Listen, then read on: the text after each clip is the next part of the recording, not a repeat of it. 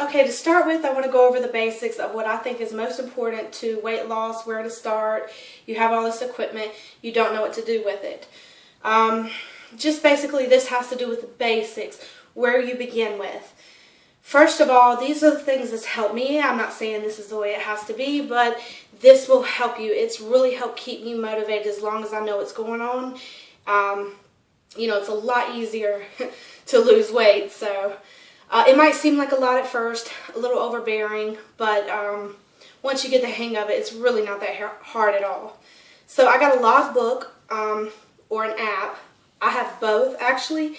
I do MyFitnessPal, and you log your calories in, you log your measurements in, the food that you eat through the day, so you see how many calories you have for that day, how many things of water you have, so it really keeps you motivated to know what you have to do.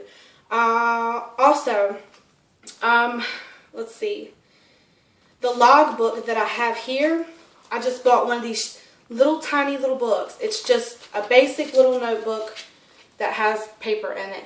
And you might not see it because of the pink ink. Well, here's an example of the beginning. So, if you take a look at that, I think this is going to show it backwards, because I'm actually doing this from my Samsung Galaxy S3. So if this does it backwards, please forgive me. But at least you can get an idea to see, what you need to be tracking. Like, for instance, I set my daily goals. It's called a daily checklist. And if you can see right here, I put check marks where I want to do my exercise for that day, or make sure that I took my supplements. I made sure that I updated in my MyFitnessPal log, my 30 to an hour, corset training, my daily calories. And then I wrote my measurements. These are all my starting measurements and how many calories that I actually burned that day. So it's really a helpful tool to keep you motivated, and I've done that every single day. As you can see, every single day I've done it. I only take my measurements once a week, though. Now, another thing is you need to test your limits. Basically, you need to know how far you can work out before you explode your heart. You don't want to get to that point. This has to do with your maximum heart rate, your low heart rate, and your resting heart rate. I have a heart rate monitor watch that I just got, and I'm reviewing it, and it turns out to be a phenomenal tool. I will link that video of the heart rate watch. I can get them 50% off for you. So if you're interested in one and want to know more about it, then I'll put a link in the bottom of this video in the description, and I'll also put one up here to the side so you can click on it at the end of this video. Let's see. Oh, another tip, talking about testing your limits. For instance, I got an elliptical sometime after New Year's, Christmas, whatever, and basically when I started out, I thought, I can go 30 minutes and this is going to be so easy, but it wasn't like that at all. I realized how out of shape I was.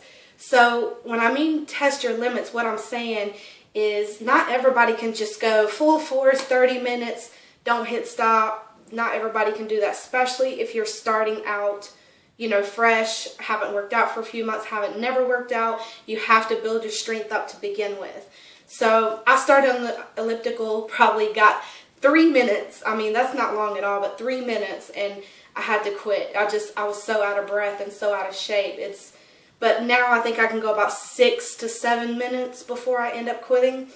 But I always try to push that extra mile, but don't overexert your heart. So that's why I recommended a heart rate monitor, because it's very, very, very, very crucial to know your heart rate when you want to burn calories and you want to burn fat.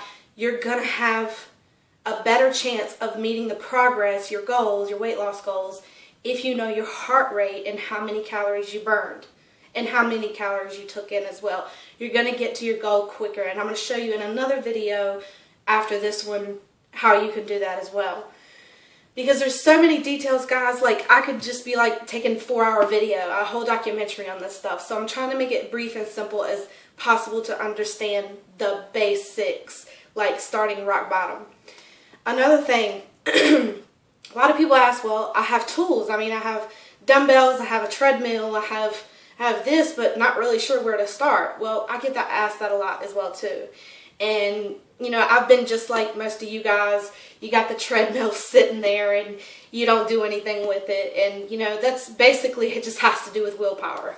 You know, the tool is there. You know why you bought the tool to begin with, but you're just not sure what direction to go. I recommend, I recommend a really good workout program, like a 30, 60 day, 90, 90-day workout program, something that can give you some direction if you're not fully aware of the exercises you need to do to help the parts that you want to build. That's the way I started out, because I was like you guys, I'm completely confused where to start, what to do. So a good workout program is essential to have starting out, so you don't lose motivation because you're so frustrated that you don't know what to do. Well, with a treadmill, if you have a treadmill, you need to take at least 30 minutes to an hour, whether it's 30 minutes in the morning and 30 minutes at night to complete that hour, or 10 minutes in the morning and 10 minutes at night. Regardless, you need to make it a goal, a priority. Just say, for instance, one of your kids had a doctor's appointment. Well, you would take the time out of your day to get to that doctor's appointment. Why is that exercising 10, 20, 30 minutes on a treadmill before you go to work or after work or whenever? You always have an excuse why you can't do that. So look at it in a different manner. Look at it as a priority, as an obligation, because if you don't put in the time now, when you get older, you're going to be a lot weaker and a lot more unhealthier and be on tons of prescriptions and stay in the doctor's office. That's not what you want, so you need to take the prevention now. All right, so what about dumbbells? So there's a few ways. If you need weights to, like if you're strength training, you're trying to build up muscle, because muscle does burn fat. Women, you should be strength training as well. Let's say you're working on your biceps and you want to start with a 5 or a 10 pound dumbbell. A lot of you might not be able to pick up a 10 at first and only get like 3 reps in. So either you can start that way and build yourself up with what you have available, or you can go out and buy the 5 pound weights and work your way up. But make sure you are being exhausted on the last 3 reps that you ever do anytime you're training. So like say you're doing your biceps. You want to hold these straight out in front of you. Make sure that your knees are slightly bent so that you don't put pressure on your back. And then you're going to lift them up really slowly and then bring them back down really slowly and hold them out until you can't do any more. And in my experience, the best way to strength train is not with speed, because it will bother your joints. Let's say you were doing let's say you had this tool right here, a sand ball. I forgot what they call these things, 8 pound ball, whatever. So say you got something like this. You can work your abs, you can work your arms, you can work your legs. Just hold on to the ball and do whatever motion for the muscle that you're trying to build. Another tool is, let's say you have a pull-up bar. So I have one of these cheap ones. These are super cheap to get. They're only like $10. So it's well worth it. It won't tear up your wall. It actually just sits right there on the ledge, and it's sturdy enough to do pull-ups. You can work your abs. You can work several different areas. But if you want me to go more into detail, I could probably do like a circuit training video or something like that. Help you guys out with. All right. Another thing is my ab lounge. I don't know if you can see that in the back there. There's the ab lounge there. So, a lot of these tools, I don't use as often as I should, just like everybody else. And really, it's only a matter of willpower and that you choose to do it for that day or not. A lot of people, they say, well, my day's really busy. I can't really do much. I got too much stuff to do. But if you really examine your life, you can realize how much free time you actually have. Like the time you're sitting down, or the time you're watching television, or, just stuff that doesn't really need to be a necessity before exercise, because exercise is your long-term health. So,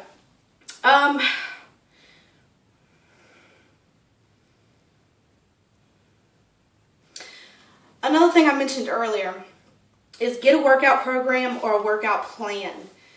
One thing I did with P90X is I made sure that I wrote every day down, like for a week. I did it a week at a time.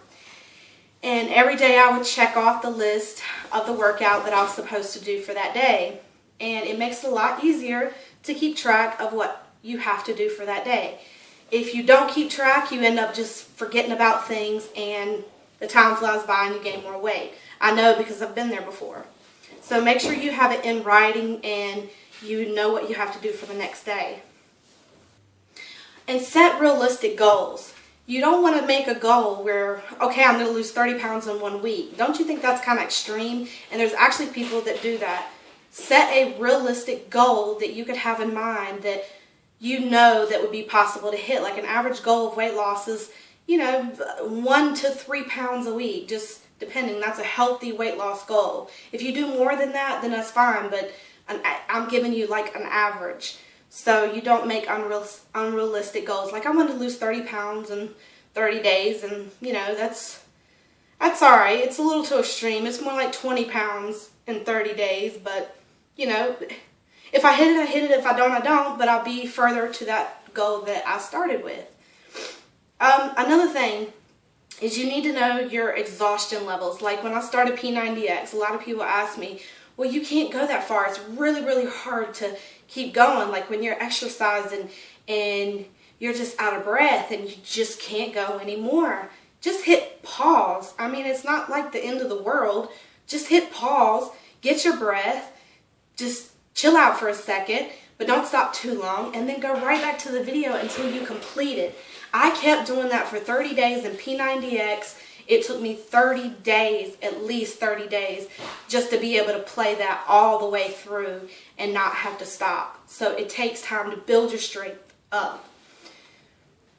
Another thing is you want water. Water flushes toxins and water will help you lose weight.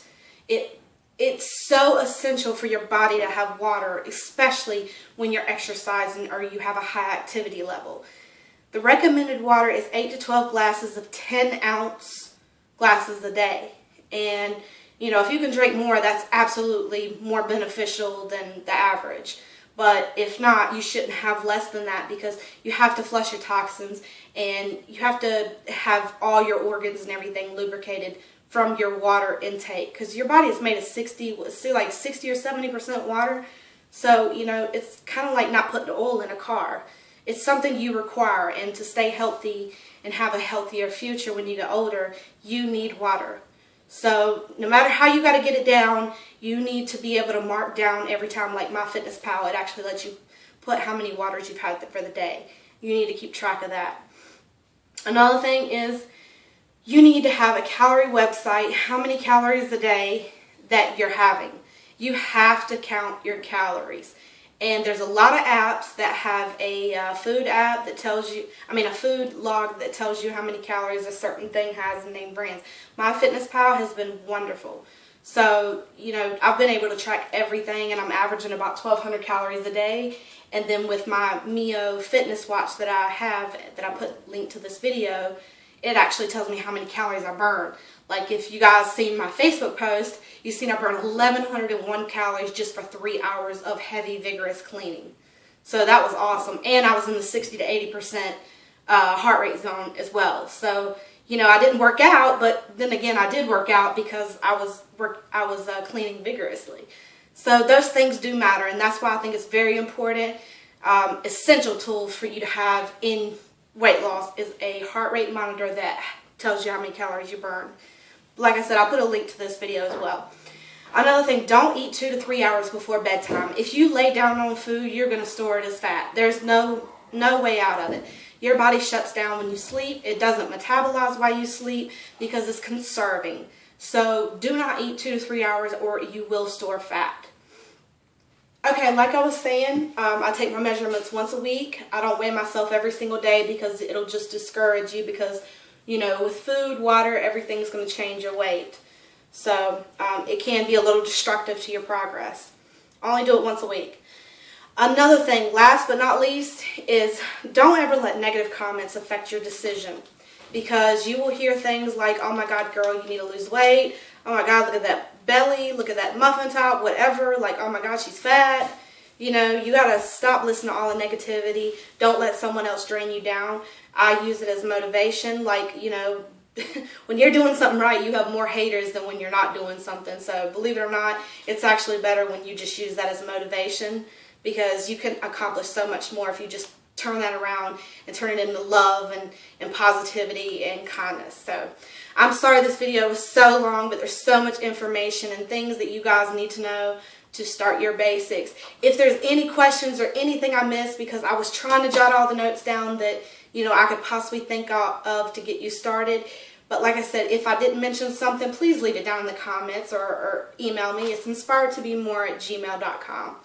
And you can also find me on Facebook, Twitter as well. I'll put everything down in the bottom so you'll have these useful tools. So if you need to start, if you need to know where to start.